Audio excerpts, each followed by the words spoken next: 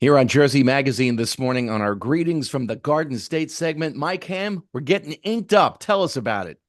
That's right. We're talking tattoos. This week, we're talking with Mike Schweigert, who owns Electric Tattoo down in Asbury Park. Mike in the industry is considered, talking to some other tattoo artists that I know and all that, is definitely considered a current legend in tattooing in the state of New Jersey because he's been doing it now since the 80s and, back when tattooing was kind of taboo. And has really been a mainstay in that Asbury Park, Monmouth, Ocean County area community for a long time. You mentioned taboo, and the culture of tattooing has really changed over the past, I don't know, maybe 10 years or so. What do you think the biggest factor has been in that, Mike? Boy. I would say probably like the social media end of it, and like just having more celebrities in the public eye and kind of like recognizing it more on like the level of incredible art that some of these artists are able to create. Now, granted, like the canvas is just different. It's someone's skin instead of like a sculpture or an actual canvas.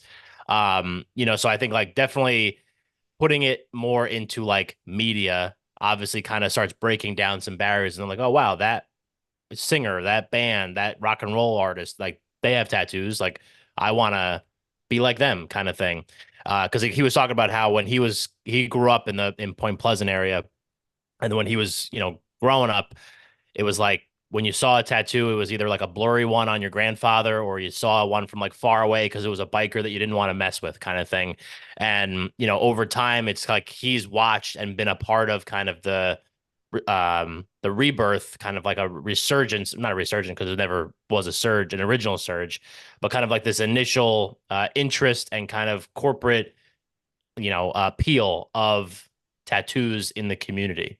You mentioned seeing something blurry on your grandfather. The first tattoo I remember seeing was on one of my dad's cousins, Yeah, and he had been in the Navy in World War II. And I don't know, Mike, it might have been a battleship that was on his arm. I mean, that's the sure. old cliche, right? Mom or a battleship was on his arm. And, this is 20 years after the war. He'd been in the service, obviously.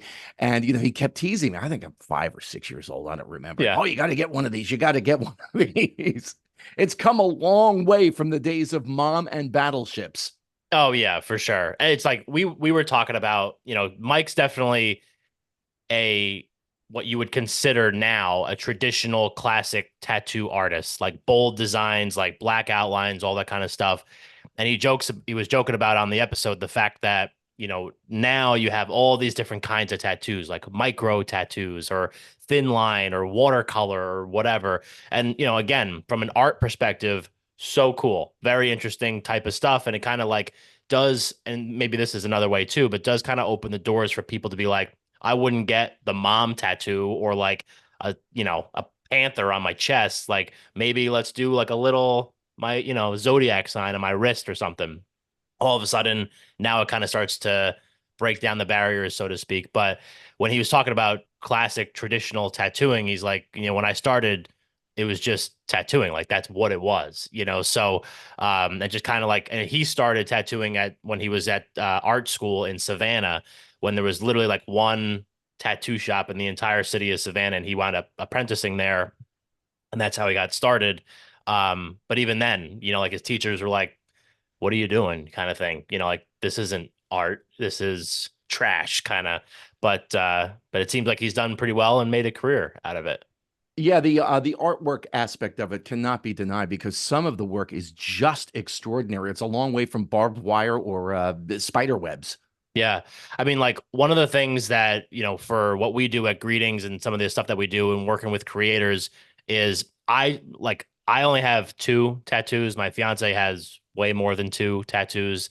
But I've always just like liked the art like look of it and everything. Maybe that's why I'm attracted to Chrissy.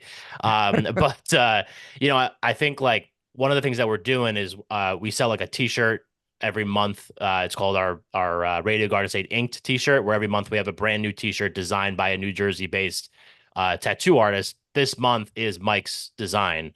Last month was this guy Bananas out of American Dream Tattoo in Westfield. This month is Mike Swigert, who owns Electric Tattoo, who we're talking about. And they designed the back of the shirt for us. We put our logo on the front, and we sell them, and we split the profits with the artist. So it's like a way to support tattoo artists, around the state without actually having to like go get one. Um, but I just like when he gave it to me, and Mike's very old school, so he did it in like colored pencil and like a piece of paper. So I had to figure out how to get that into like a digital file and like then get it onto a t-shirt and all that kind of stuff. But we did it.